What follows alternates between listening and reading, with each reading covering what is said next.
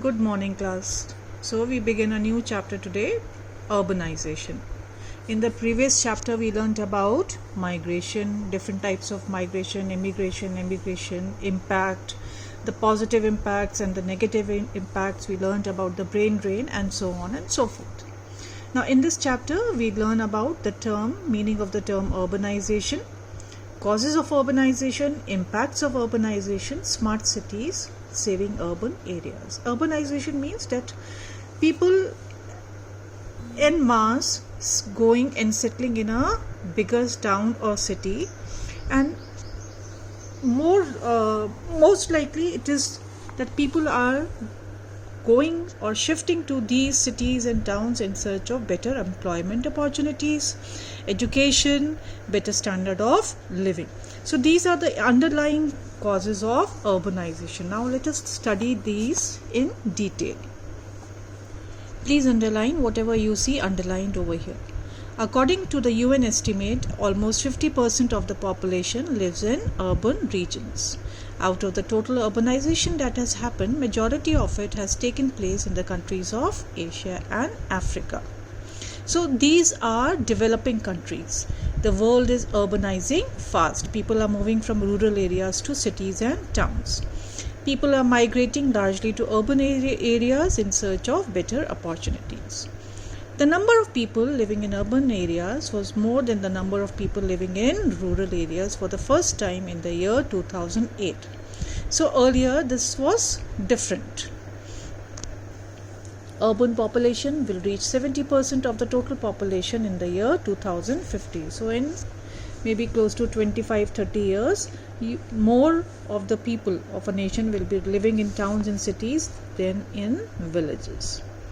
Now, urbanization is the outcome of people moving from rural areas to urban areas, as a result of which urban centers such as towns and cities grow. They become bigger. The world as a whole is going through a rapid process of urbanization for the last 60 to 70 years. Now, in the year 1950, 70% of the world population was rural, rest was urban. So, more people were living in villages than in cities or towns. Now this has changed. It is true, vice versa is true now.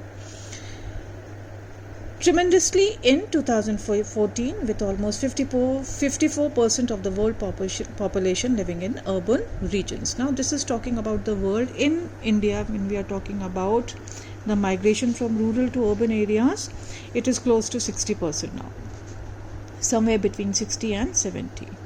Now, the beginning of urbanization can be traced back to the 16th century in Europe. People in Europe started moving to the coastal region to practice trade and visit overseas. First, the migration was towards the coastal regions because of the different bays, natural harbors over there, and the trade which was taking place. Now, in Asia, the process of urbanization started in the beginning of the 20th century. So here it started in 20th century. So we are talking about 1900s. And in second half of the 20th century, this process started in Africa. So African countries are a little way behind than the Asian countries. In 2050, the world urban population is expected to grow almost 60%, 66% and above. The urbanization levels are expected to increase, especially in countries of Africa and Asia. The number of people living in rural areas is expected to remain constant. So there will be no change. People will not be moving from there to cities to villages. At present, the world urban population is almost 3.9 billion out of 7 billion world population. So more than half. And the numbers are expected to reach over 6.3 billion in the year 2050. Now, according to an estimate, Asia will be home to the largest urban population in the world.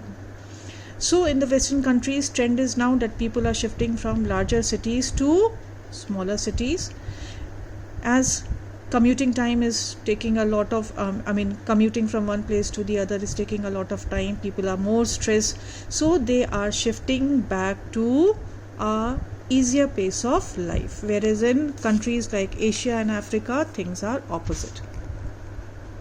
Now Hong Kong and Singapore has 100% urban population. There are no villages there. Asia and Africa have least levels of urbanization, that is less than 38%. South America has almost 75% level of urbanization. When we talk about urbanization, that is the number or percentage of people living in the cities, same as in the case of European nations. Now Japan and North America has higher level of urbanization, which is almost 75% to 80%. Now let us see the causes of urbanization. The growth of a particular region into a city happens due to a large number of reasons. The foremost reason is the natural growth of the city, and other causes are related to the in-migration of people from rural regions and small towns. So more industries, factories coming up, more means of employment for people, so cities naturally grow. Now let us see the natural increase in population. As birth rate increases and death rate goes down.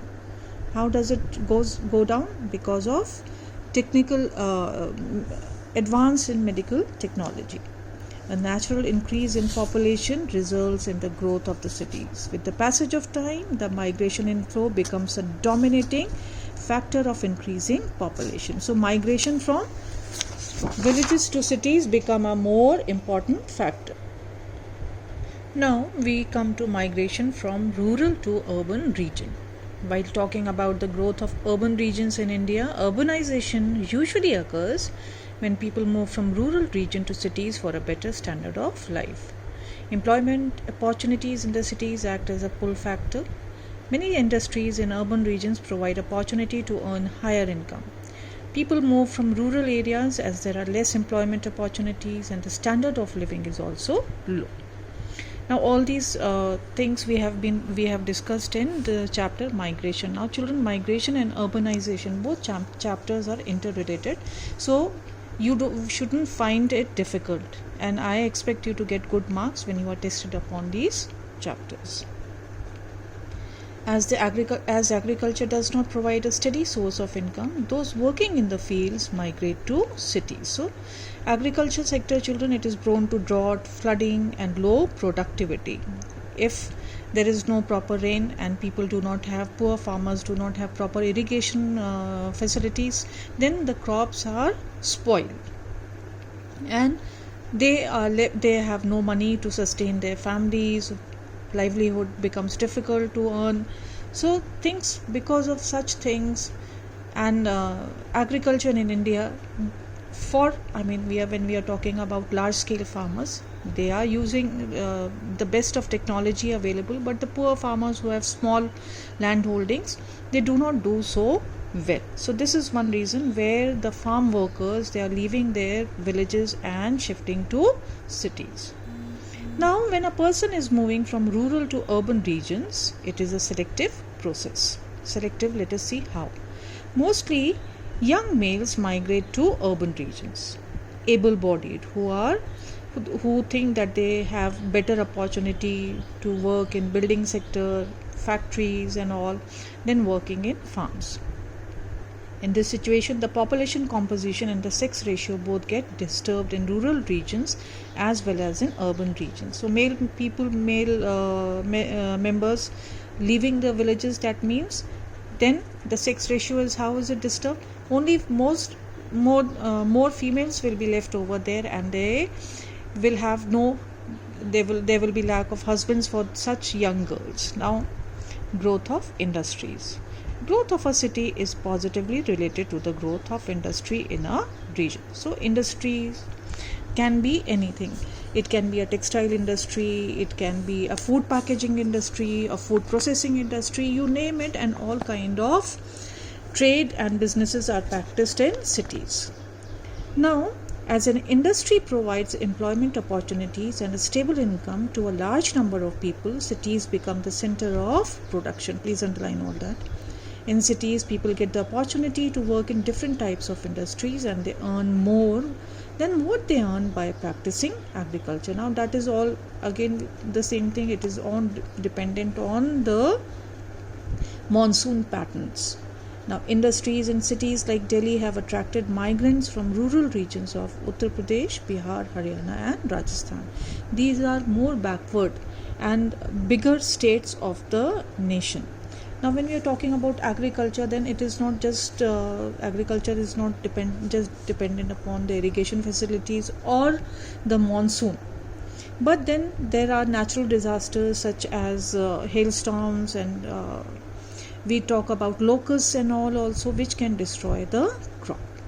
Now, in the next class, we will be talking about impact of urbanization, both positive and negative. But meanwhile, I want you to go through the chapter once again.